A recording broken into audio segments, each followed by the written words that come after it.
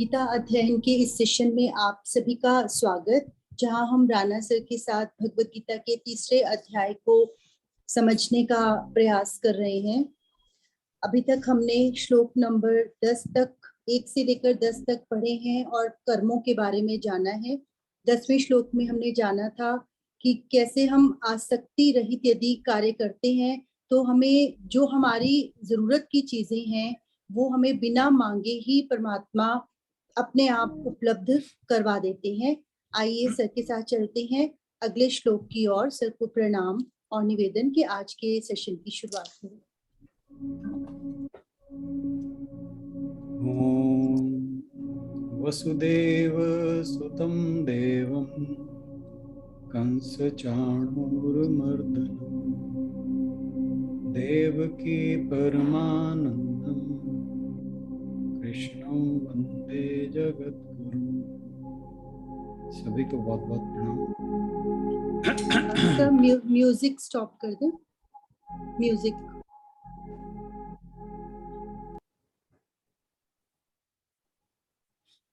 Thank you sir.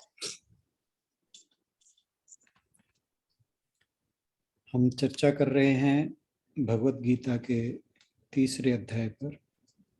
श्लोक हमने जो पिछली बार किया था वो था श्लोक नंबर 10, जिसमें भगवान जी ने बताया कि जो सृष्टि है ये अनवरत रूप से यज्ञ में प्रवृत्त है। सृष्टि का प्रत्येक अंग एक यज्ञ कर्म कर रहा है। जो भी कर्म कर रहा है वो एक यज्ञ के रूप में कर रहा है। प्रकृति का हर अंग एक दूसरे की सहायता कर रहा है और उसके द्वारा सृष्टि वृद्धि और विकास को प्राप्त होती है और उसका अस्तित्व बना रहता है। और कहा कि ये जो यज्ञ है ये सबकी इच्छाओं की पूर्ति करने वाला है। और इसमें इच्छाएं सांसारिक भी आ जाती हैं और आध्यात्मिक भी। तो जब हम निष्काम कर्म करते हैं तो हमारी आध्यात्मिक इच्छाएं पूरी होती हैं, और जब सकाम कर्म करते हैं, मन में कुछ कामना इच्छा लेकर कर्म करते हैं, चाहे वो किसी के हित के लिए ही किया गया होता है, वो भी एक यज्ञ का स्वरूप है, लेकिन वह हमारी सांसारिक इच्छाओं की पूर्ति करता है। उसी बात को आगे बढ़ाते हुए भगवान जी 11वें श्लोक में क्या कहेंगे वो आज हम जानेंगे। आशु बहन से अनुरोध के श्लोक पढ़ दें जरा। हाँ जी सर। देवान् भावयतानेन, देवान् भावयतानेन ते देवा भावयन्तु वः, ते देवा भावयन्तु वः, परस्परं भावयन्तः, परस्परं भावयन्तः श्रेयः परम श्रेयः परम वाप्स्यथ, श्रेयः परम वाप्स्यथ। यज्ञों के द्वारा प्रसन्न होकर देवता तुम्हें भी प्रसन्न करेंगे और इस तरह मनुष्यों तथा देवताओं के मध्य सहयोग से सबों को संपन्नता प्राप्त होगी। अब पहले तो बताया कि पिछले श्लोक में कि प्रकृति का हर अंग किसी न किसी रूप में यज्ञ कर्म में संलिप्त है। अब यहाँ पर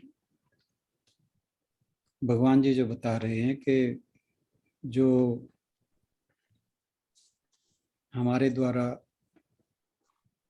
यज्ञ किया जाता है, देवान भाव्यतानेन ते देवा भाव्यंतु वह, कि जब तुम यज्ञ करोगे तो देवता प्रसन्न होंगे, जो तुम्हारे यज्ञ हैं उनके द्वारा देवता प्रसन्न होंगे। परस्परम भावयन्तः श्रेयः परम वाप्स्यत। तो जब देवता प्रसन्न होंगे तो वो मनुष्यों और देवताओं के जो बीच में सहयोग होगा, परस्परम जो भावयन्तः कहा है कि आपस में जो सहयोग होगा, क्योंकि जो यज्ञ से जब देवता प्रसन्न होंगे तो देवता प्रसन्न होकर वो मनुष्यों के कार्य करेंगे, मनुष्यों को सुख समृद्धि प्रदान करेंगे। तो इन दोनों के बीच में जब सहयोग होगा, तो यहाँ पर जो बात हो रही है वो ये कहा जा रहा है कि यज्ञ जो है, जो पिछले श्लोक में कहा था कि प्रकृति का प्रत्येक अंग एक यज्ञ कर रहा है, उसी बात को थोड़ा और विस्तार में समझा रहे हैं कि जितने भी यज्ञ कर्म है वो परस्पर सहयोग से एक दूसरे की वृद्धि, सुख समृद्धि को प्राप्त होते हैं। तो इसको हम इस तरह से समझ सकते हैं कि जैसे आजकल आप किसी भी संस्था की बात करें, किसी कॉरपोरेट की बात करें, किसी इंस्टीट्यूट की बात करें, तो आपने देखा होगा कि आजकल इस बात पर बहुत जोर दिया जाता है कि टीम वर्क से प्रोडक्शन जो है वो या आउटपुट ज़्यादा होती है। तो टीम वर्क का मतलब ये है कि कोई भी एक ऑर्गेनाइजेशन है, उसके जो डिफरेंट पार्ट्स हैं ऑर्गेनाइजेशन के, वो अगर किसी एक प्रोजेक्ट के लिए सारे मिलकर काम करते हैं तो प्रोजेक्ट एक तो जल्दी पूरा होता है और दूसरा उस प्रोजेक्ट से एक दूसरे को लाभ होता है। और दूसरी बात यह है कि सबके लिए एक वो विन विन सिचुएशन होती है, क्योंकि ऑर्गेनाइजेशन एज ए यूनिट जब प्रोग्रेस करती है तो नेचुरली उसका जितने भी उसकी ब्रांचेस हैं उन सबको लाभ पहुंचेगा। तो इसी तरह की कुछ बात भगवान जी इस श्लोक में कर रहे हैं कि जब मनुष्य यज्ञ करता है तो उससे देवताओं की तृप्ति होती है। ये इस तरह से समझना चाहिए कि जब, जैसे पिछले श्लोक में बताया था कि जब प्रजापति ने सृष्टि की रचना की तो उसके अस्तित्व को स्थिर करने के लिए कामों को बांटा कि अलग अलग काम के, जैसे आप ये समझिए कि जैसे कोई गवर्नमेंट है, उसमें जो हेड ऑफ स्टेट होता है वो क्या करता है कि अपनी एक टीम बनाता है। जैसे हम अपने अपने देश की गवर्नमेंट की बात करें तो जो प्राइम मिनिस्टर होता है वो डिफरेंट कैबिनेट मिनिस्टर्स बनाता है, मिनिस्टर ऑफ स्टेट्स बनाता है, डिप्टी मिनिस्टर्स बनाता है। तो एक टीम बनती है और सबको पावर्स डेलीगेट होती हैं कि ये मनुष्य ये काम करेगा, ये मिनिस्टर ये काम करेगा, ये मिनिस्टर ये काम करेगा। तो कुछ इसी तरह जब प्रजापति ने सृष्टि की रचना की तो इस पर विचार किया कि ये सृष्टि किस तरह से सुचारू ढंग से काम करेगी। तो उसके लिए अलग अलग जो देवता कहा गया इन्हें, सूर्य चंद्र वायु अग्नि वरुण कुबेर इंद्र आदि, इनको उत्पन्न किया और उन्हें पावर्स डेलीगेट की, अपनी शक्ति उन्हें प्रदान की कि वो सृष्टि की रक्षा करें और सृष्टि की वृद्धि करें। तो इन्हें देव या देवता कहा जाता है। भगवान जी ने जो पूरी प्रकृति है उसमें कर्म इस तरह से सेट किया कि सारे एक दूसरे परस्पर सहयोग की, जो इसमें श्लोक में बात आई है, परस्पर सहयोग की व्यवस्था की। अब हर देवता का अपना अपना कार्यक्षेत्र है। जैसे हम सूर्य देव की बात करें तो वो जल का काम नहीं, जल देवता का काम नहीं करेगा, उसका काम है प्रकाश फैलाना। तो हर एक का अपना अपना कार्यक्षेत्र है, हर एक की अपनी अपनी शक्ति है, वो प्रजापति के द्वारा या ईश्वर के द्वारा दी गई है। अब सूर्य चंद्र आदि जो हैं वो प्रकाश और ऊर्जा देते हैं, जिसके द्वारा पर्वतों से नदियां चलती हैं समुद्र की ओर, और जब वो नदियां प्रवाहित होती हैं तो उनसे सूर्य के द्वारा वाष्पीकरण होता है जल का, वेपराइजेशन जिसे हम कहते हैं। तो नदियों से, सागर से वेपर्स उठते हैं जिनसे बादल बनते हैं, जिनसे फिर वर्षा होती है। उस वर्षा से पूरी जो वेजिटेशन है, अन्न है, वो उपजता है धरती पर। तो इस प्रकार पूरे जीवन का एक चक्र चलता है। तो इस प्रकार जितने भी ये शक्तियां थी जिन्हें देवता कहा गया, तो जो प्रजापति ने इनको शक्तियां दी और इन्हें देव या देवता की संज्ञा दी, तो फिर ये सृष्टि की रक्षा करने में और उसकी वृद्धि करने में लग गए। अब ये तो एक जो हमारे शास्त्रों में बात लिखी है, इसको हम जो देवता शब्द है इसको हम एक और तरीके से भी समझ सकते हैं कि जो देवता है वो किसी भी कर्म क्षेत्र का अधिष्ठाता है, मतलब वो हेड कह लीजिए उसका। तो अब जैसे उसका काम क्या है कि जो कोई भी उस कर्म का करने वाला है, उस फील्ड में जो भी कर्म करता है वो उसका फल उसे देता है। तो अब ये क्या कहें कि अगर हम इसे साइंटिफिकली समझने की कोशिश करें तो हम कहेंगे कि जो वो देवता है वो और कुछ नहीं, जो वो फील्ड है उसकी प्रोडक्शन कैपेसिटी कह लें। अगर हम एक ऑर्गेनाइजेशन की बात करें, एक यूनिट की बात करें, तो वहां पे जो काम हो रहा है उसकी जो प्रोडक्शन कैपेसिटी है वो देवता है। तो जितना काम होगा उतनी प्रोडक्शन कैपेसिटी उसकी ज्यादा होगी। तो जितना परिश्रम होगा, जितना हार्ड वर्क होगा उस फील्ड में, तो उतनी ही ज्यादा हमें फल मिलेगा, क्योंकि प्रोडक्शन ज्यादा होगी। तो वो जो उस फील्ड का हेड है वो उसकी प्रोडक्शन कैपेसिटी कही जा सकती है। तो इसको हम इस तरह से साइंटिफिक वे में भी समझ सकते हैं कि जरूरी नहीं कि हम जैसे शास्त्र में देव वाली बात कही गई है उस तरह से ही समझें। तो जो भी जहां भी निर्माण हो रहा है, तो जो एक तो क्षमता मनुष्य की है कार्य करने की, वो तो यानी व्यक्त रहती है कि वो कितना कार्य कर सकता है, वो व्यक्त है। और कितना हो सकता है वो अव्यक्त है। I hope you are getting my point. बात क्लियर हो रही है कि नहीं? चलिए, हाँ जी सर, हाँ जी। ओके ओके ओके, आपको तो इजीली समझ आ जाएगी।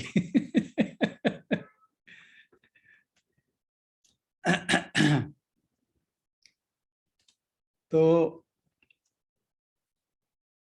जो क्षमता है वो तो अव्यक्त रहती है, परंतु जो व्यक्ति कार्य करता है वो व्यक्त, क्योंकि ये हमें पता है कि ये व्यक्ति इतना काम कर सकता है, पर उस यूनिट की जो कैपेसिटी है वो व्यक्त नहीं है, वो मैनिफेस्ट नहीं है, अनमैनिफेस्ट है।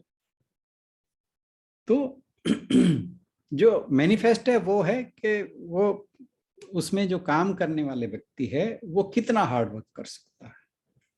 तो वो जो अनमैनिफेस्ट कैपेसिटी है उसे हम देवता कह सकते हैं। तो जितना मनुष्य हार्ड वर्क करेगा उसके हिसाब से वो जो उसकी प्रोडक्शन है वो बढ़ेगी और उतना ही फल प्राप्त होगा। तो इसको हम इस तरह से भी समझ सकते हैं। तो जितने मतलब यहाँ पर परस्पर सहयोग वाली बात होगी कि जितना एक तरफ से आउटपुट होगी उतनी ही दूसरी तरफ से भी आउटपुट होगी। कि हम जैसे कहा कि जैसे हम देवताओं को प्रसन्न करेंगे तो देवता प्रसन्न होकर हमारी सुख समृद्धि को बढ़ाएंगे। अब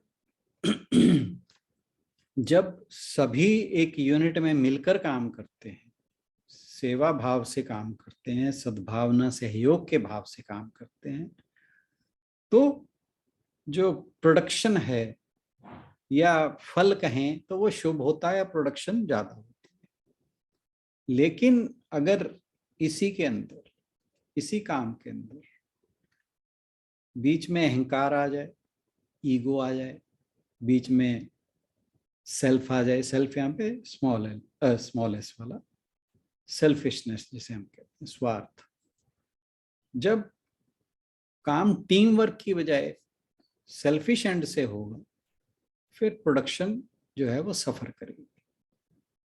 तो हर कोई इसमें सफर करेगा। क्यों?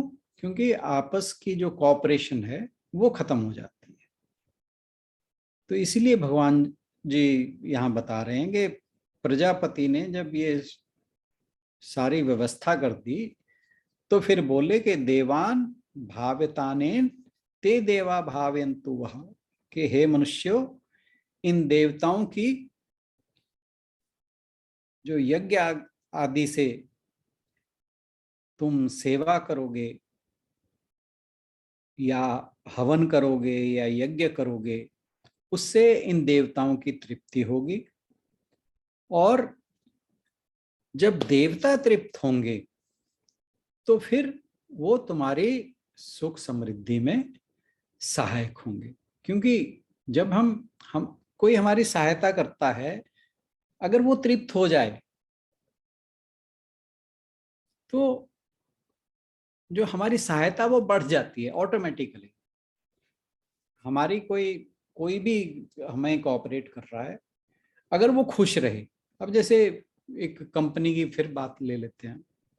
एक कंपनी में एक जो कर्मचारी है वो काम कर रहा है, वो पूरी मेहनत से काम करता है, उससे क्या है कि प्रोडक्शन बढ़ रही है।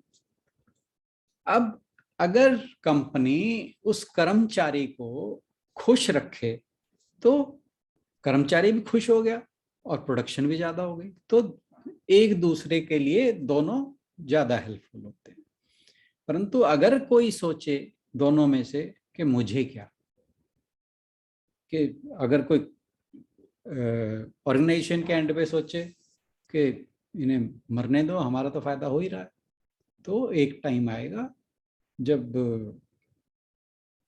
लोगों की इंस्पिरेशन जो है वो खत्म हो जाएगी। इसी तरह अगर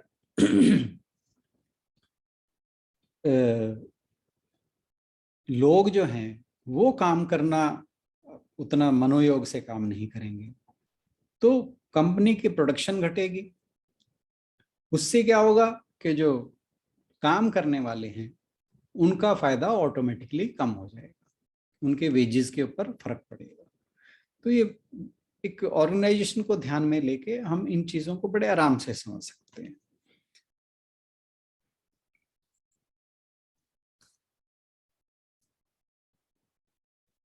एक इस श्लोक का अर्थ एक और तरह से भी लिया जाता है कि ये जितने भी देवता हैं, ये तो बात थी प्रकृति की,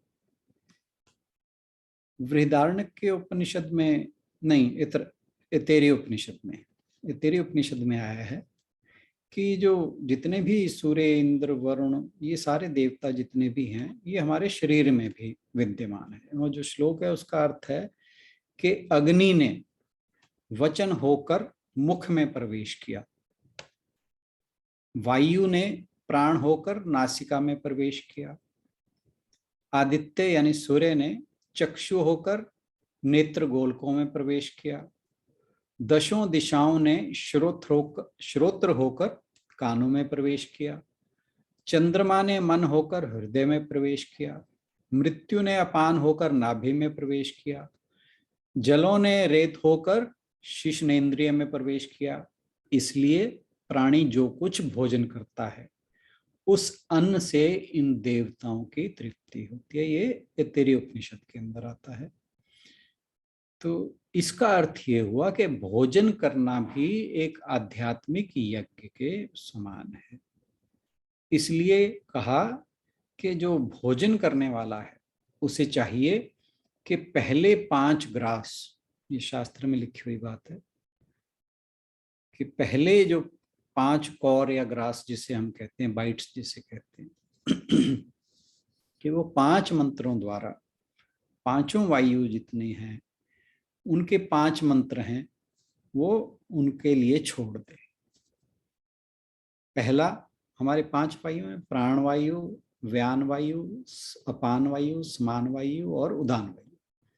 तो इनके 5 के मंत्र बड़े सिंपल से हैं। ओम प्राणाय स्वाहा, ओम व्यानाय स्वाहा, ओम अपानाय स्वाहा, ओम उदानाय स्वाहा, ओम समानाय स्वाहा। कि ये 5 मंत्र बोलकर जो पहले 5 ग्रास हैं उन्हें यज्ञ के रूप में, हवन के रूप में छोड़ दे। तो कह रहे कि ऐसे भोजन करने से रोज सब इंद्रियां पुष्ट और बलवान होकर श्रवण, मनन, निधिध्यासन आदि के अभ्यास में समर्थ होती हैं। और ऐसे अभ्यास करते करते मनुष्य ब्रह्म ज्ञान, आत्मज्ञान और भगवत स्वरूप को प्राप्त हो जाता है। तो ये एक अच्छी बात लगी मुझे शेयर करने के लिए।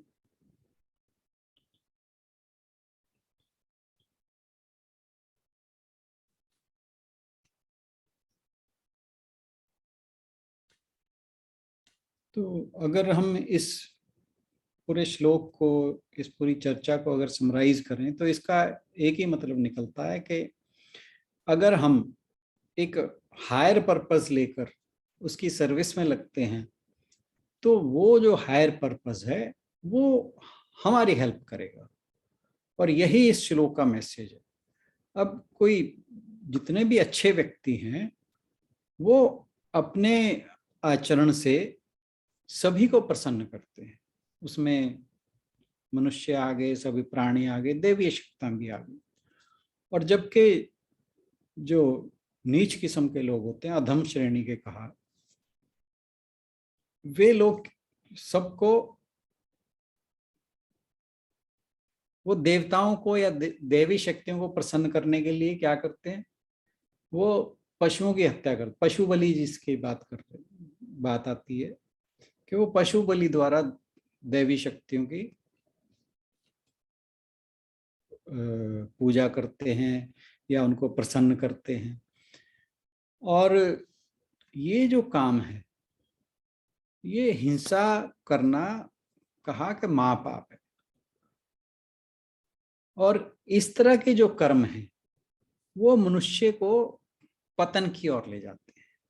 जबकि जितने भी शुभ आचरण हैं, जो श्रेष्ठ आचरण हैं, उत्तम कर्म हैं, यज्ञ आदि कर्म हैं, जरूरी नहीं यज्ञ के अंदर किसी पशु की बलि दी जाए। बलि का मतलब होता है सेक्रीफाइस।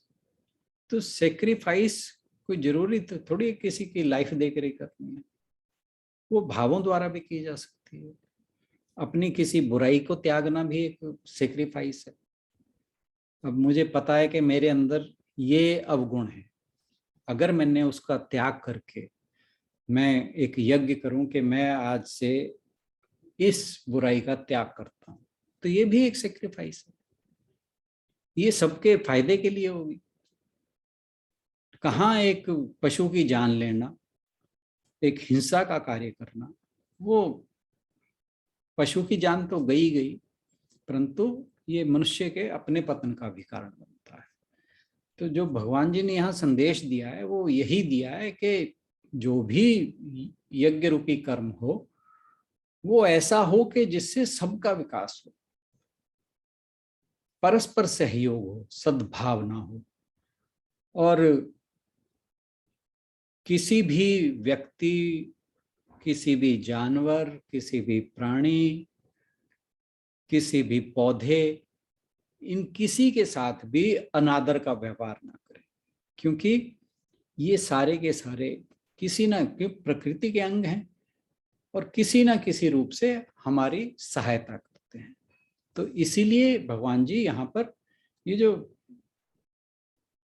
अब जो ग्लोबल वार्मिंग के ऊपर इतनी चर्चा पूरी दुनिया में चलती है, इसका सबसे पहला संदेश तो हमारे शास्त्रों में दिया गया। प्रकृति के संरक्षण का इससे सुंदर संदेश नहीं हो सकता। तो मेरे ख्याल से तो ये जो जितने भी ग्लोबल वार्मिंग के एक्टिविस्ट हैं, इन्हें गीता जी का ये श्लोक जरूर पढ़ लेना चाहिए। तो आज के लिए इतना ही। Thank you so much. बहुत ही सुंदर व्याख्या सर। आज आपने हमें इस श्लोक के माध्यम से टीम वर्क की इम्पोर्टेंस बताई और काफी अच्छे से आपने हमें इसको एक्सप्लेन किया है। और आपने जैसे बताया भी कि हायर पर्पस देकर चलते हैं तो बहुत सारी चीजें खुद ही होने लगती हैं। और कई बार देखा भी है कि हम बहुत सारी चीजें भगवान से मांगते हैं, सारी पूरी नहीं होती, लेकिन कोई कोई चीजें जो अगर किसी अच्छे भाव से या किसी और की मदद के लिए मांगी जाती हैं वो झट से परमात्मा पूरी कर देते हैं उस अभिलाषा को। बहुत ही सुंदर आज का श्लोक था। अगर कोई कुछ कहना चाहे, आज हमारे पास समय है 5-7 मिनट का, चाहे तो आज व्याख्या चर्चा कर सकते हैं पिछले श्लोकों को लेकर भी और आज के श्लोक पर भी। इसमें एक चीज और बताऊंगा मैं कि वो बीच में रहेगी, मेरे दिमाग से निकल गई, कि जब एक व्यक्ति दूसरे की हेल्प करता है, चाहे वो किसी प्राणी की बात करें, चाहे किसी व्यक्ति की बात करें, चाहे प्रकृति के किसी और अंग की बात करें, तो वो किसी न किसी रूप में, और ऐसी हमने बहुत सी कहानियां पढ़ी, किसी न किसी रूप में आके उसको दोबारा उसकी अपनी हेल्प हो जाती है। कहते हैं कि ये बिल्कुल सच्ची घटना है जो मैंने पढ़ी थी, कि एक व्यक्ति को ट्यूमर हुआ पेट के अंदर और वो जाके एक हॉस्पिटल में एडमिट हो गया। तो उसका इलाज शुरू हुआ, लेकिन वो जिस वार्ड में एडमिट हुआ उसी वार्ड में एक दूसरे पेशेंट की डेथ हो जाती है। और जिस पेशेंट की डेथ होती है उसकी वाइफ के पास उस पेशेंट जिसकी डेथ होती है उसकी क्रियाक्रम करने लायक भी पैसे नहीं होते। बहुत ही छोटी सी कहानी है, कहानी क्या एक उदाहरण है, परंतु बहुत बड़ा संदेश है इसके अंदर और इस श्लोक से बहुत ज्यादा रिलेटेड है। तो अब वो जो व्यक्ति जिसे ट्यूमर था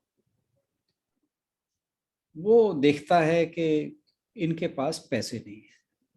वो भी कोई बहुत ज्यादा अमीर नहीं था, उसने भी पैसे इकट्ठे किए और अपने ऑपरेशन के लिए, जो ट्यूमर था उसके ऑपरेशन के लिए पैसे लेकर आया हुआ था। जब उससे उनकी दशा देखी ना गई तो उसने क्या किया, जो भी अपने ऑपरेशन के वो पैसे लाया था वो उसने उस लेडी को दे दिए कि तू जा इसका क्रियाक्रम कर। अब किसी और को तो ये बात पता नहीं थी, हॉस्पिटल में तो एडमिट था। होता क्या है, कहते रात को उसे बहुत जबरदस्त पेन उठता है।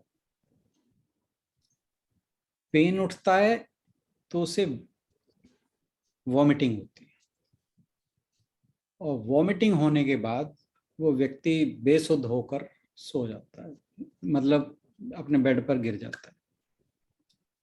तो सुबह जब उसका कल अगले दिन ऑपरेशन था, तो जो नर्सिस वगैरह डॉक्टर वगैरह जो विजिट करते हैं, वो देखे भी ये बेसुध पड़ा है। खैर जब उसे हिलाया डुलाया तो वो ऐसे उठा के जैसे बहुत गहरी नींद से उठा। तो जब उठता है तो फिर उससे पूछते हैं कि क्या हुआ। कह रही रात मुझे उल्टी हुई थी बहुत जोर से और मुझे बहुत पेन हुआ। वो उसका ऑपरेशन से पहले एक्सरे या सीटी स्कैन जो भी होता होगा वो कराते हैं और उसका वो ट्यूमर गायब, और वो नेक्स्ट डे डिस्चार्ज होकर अपने घर आ जाता है।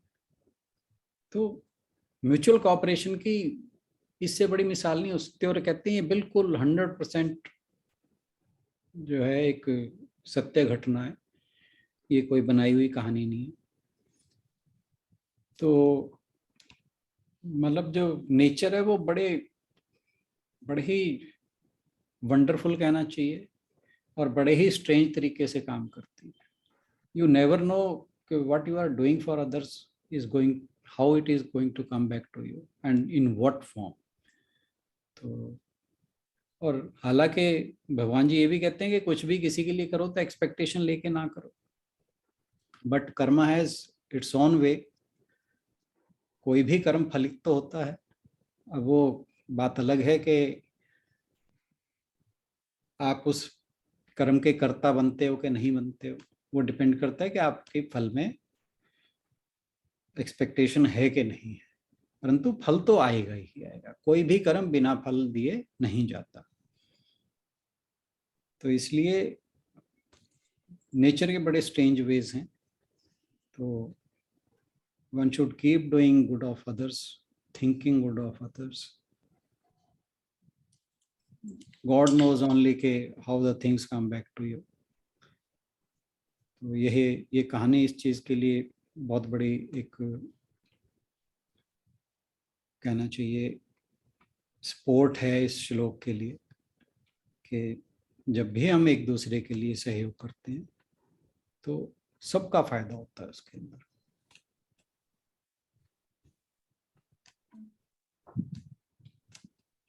जी, टेक अवे अपना आज कहें, नहीं तो मैं रोल नंबर अनाउंस करूं। सुनीता दीदी का रोल नंबर सबसे पहले आ जाता है। अनीता जी भी बोलेंगे आज। अनीता जी ने काफी देर बाद ज्वाइन किया हुआ है। अनीता जी को कैसा लगा? नहीं, लास्ट कई दिन 3-4 से दिन ज्वाइन से कर रहे हैं आप तो। हाँ जी, हाँ जी, आ रहे हैं। आज मैं पहले वो बता देती हूँ, मेडुला ऑब्लोंगेटा उस दिन सर बात कर रहे थे। जी जी वो जी। 1 मिनट, पहले मैं वो बता बाद देती हूँ। में, वो बाद में इसके बाद करते हैं अलग से वो। अच्छा ठीक है, हाँ जी। ठीक है।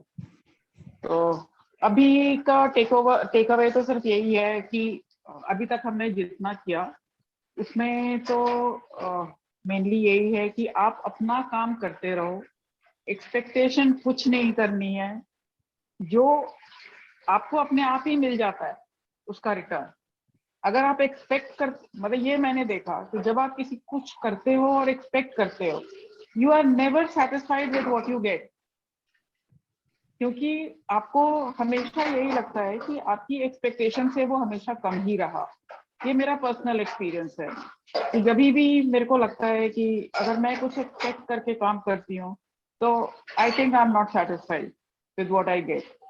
बट जब आप बिना एक्सपेक्टेशन के आप करते हो, आपको जो भी मिलता है आपको लगता है कि बहुत ज्यादा हो गया, मतलब more than you deserve probably, या more than what you expected. तो जो भी आप करो, मतलब जो कर सकते हैं इजीली कर सकते हैं, आपको करते हुए भी कोई परेशानी नहीं होती है। तो जब आपको परेशानी नहीं होती है तो आपकी आई थिंक एक्सपेक्टेशंस भी कुछ नहीं रहती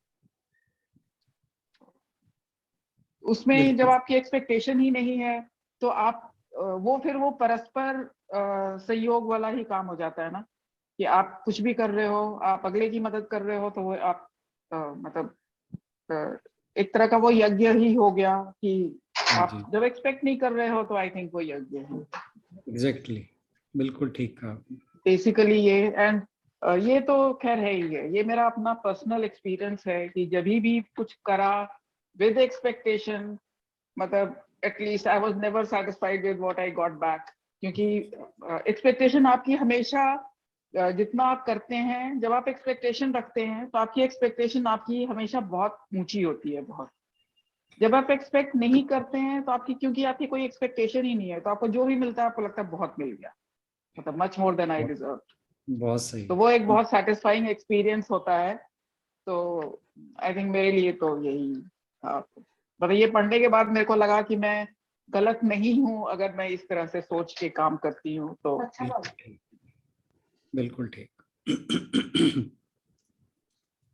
थैंक यू। अनीता जी या गीतांजलि जी, हरदीप भाई साहब। प्रणाम सर, प्रणाम एवरीवन। सर, जब आपने बोला नेचर वंडरफुल है, मतलब हमें यही कहना चाहिए, तो इसके ऊपर मुझे ना एक इंग्लिश की पोम है, उसकी ना फर्स्ट 4 लाइंस बहुत मतलब याद आई, जिसमें लिखा है, God moves in a mysterious way, his wonders to perform, he plants his footsteps on the sea and rides upon the storm। तो जहाँ कहीं भी हमारी अप्रोच नहीं है, जहाँ कहीं हम सोच भी नहीं सकते, गॉड वहां आके किस तरह से किसी की हेल्प करते हैं हमें पता भी नहीं चलता है। So I truly believe in his miraculous powers. और मुझे भी ये लगता है कि नेचर को जिस तरह से इंडिया में मुझे लगता है पूजा जाता है, कहीं और नहीं होता होगा ऐसे, क्योंकि यहाँ पे पेड़ों, पर्वतों, पानी, नदियों सबकी पूजा होती है। वो इसीलिए होती है क्योंकि वो इस श्लोक के कॉन्टेक्स्ट में भी है। जो मेरे पास बुक है, जहाँ मैं मतलब अभी देख रही हूँ, वहां पे ये लिखा है, देवों को उन्नत करो यज्ञ से, करेंगे तभी उन्नत तुमको भी वे, जो आपस में करते रहो ऐसा ही, परम पद को पा जाओगे तुम भी। जिसमें यहाँ मेंशन किया हुआ है कि हमारे यहाँ प्राकृतिक प्रकोप जो होते हैं वो इसीलिए होते हैं जब ह्यूमन जो है वो बहुत मीन हो जाता है, जब ह्यूमन बहुत अपनी मीन होके एक्टिविटीज करता है, तब हमें रियलाइज कराने के लिए नेचर अपना शायद गुस्सा दिखाती है इन रूपों में, ताकि हम संभल जाएं। तो ये बहुत ही अच्छी यहाँ पे डिस्क्रिप्शन दिया हुआ है इस श्लोक का। तो मैं साथ साथ वो भी पढ़ रही थी और बहुत अच्छे से रिलेट कर पा रही थी जो आप एक्सप्लेन कर रहे थे। बिल्कुल, thank you sir. Thank you. आप ये देखिए, अभी 2 बार हो लिया वैसे तो, उत्तराखंड में केदारनाथ के अंदर क्या हुआ। जी सर। और उसकी वजह थी कि हमने इतना ज्यादा एक्सप्लॉइट कर दिया है वहां पे नेचर को, कि फिर वो नेचर अपने तरीके से ही बदला लेती है। और यही कोरोना का भी यही कहा जाता है कि नेचर ने एक बदला लिया है हमसे। कोरोना के लिए भी यही कहा जाता है।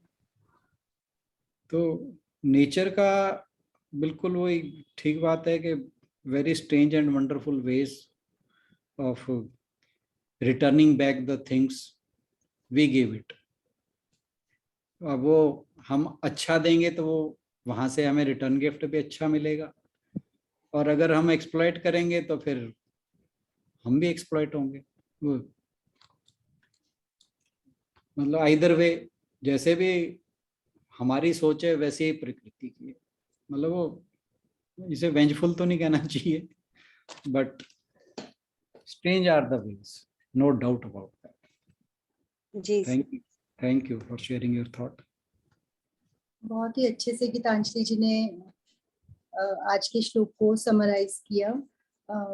विजय जी ने एक बार जाकर दोबारा से ज्वाइन किया है, तो जरूर उनके भी 2 शब्द सुनना चाहेंगे। विजय जी, आज के श्लोक में आपको क्या अच्छा लगा? कल बताऊंगी मैं, आज नहीं कुछ बता सकते। कोई नहीं, ये कल सुनेंगे। ठीक है। अशोक जी, हरदीप जी। हरदीप जी तो कोई निकल कुछ? ली। हाँ, गुलशन जी, गुलशन दीदी कैसे हैं आप?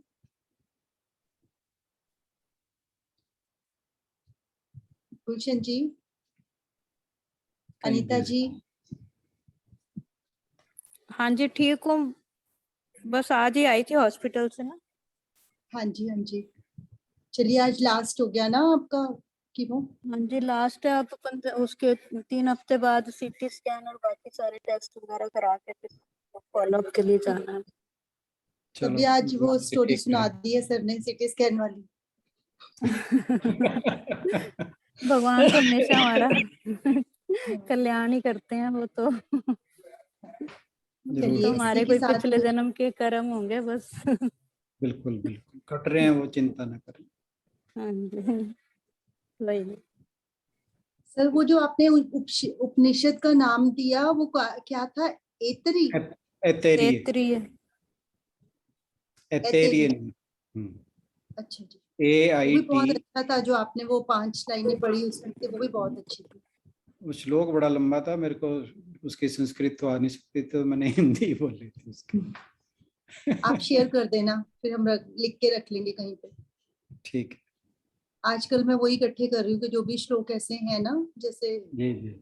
जो बच्चों को भी हम सिखा सके अपने गीता ग्रुप में, तो नहीं, आप प्लीज शेयर करिए। बच्चों के लिए काफी अच्छा रहेगा।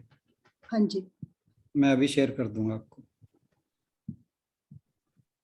चलिए ठीक है, इसी के साथ चलते हैं समापन की ओर। लेकिन जाने से पहले एक बार सुनीता दीदी से उसके बारे में जानकारी लेके जाएंगे जो बिंदु के बारे में सर ने हमें बताया है। उसी के बारे में डॉक्टर सुनीता जी कुछ और बातें शेयर करेंगे हमारे साथ आज।